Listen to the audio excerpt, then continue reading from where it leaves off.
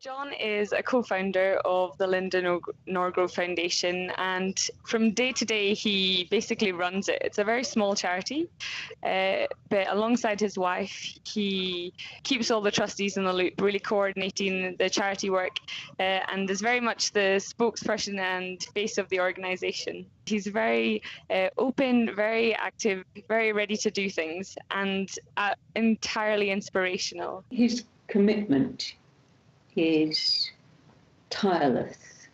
He works so hard for the charity, and yet it is also a constant reminder of the tragedy that brought it about.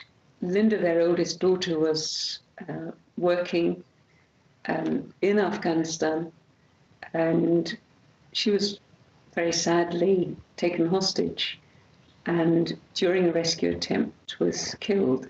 I just have so much respect for John and Lorna. I just cannot believe how incredibly dignified they have been in the face of what was a kind of an utter tragedy for them. Talking to John and Lorna sometimes, John is, he literally will sit there talking about how worried he is about the fate of the women in the compound who kind of must have woken up to discover all their men had died when they were trying to rescue rescue Linda. And you just think, what an amazingly compassionate man he is.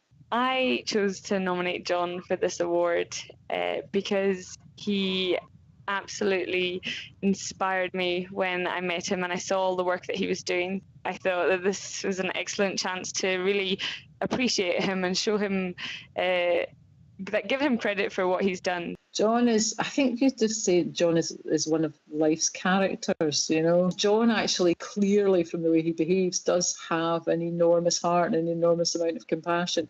He's also a creative person.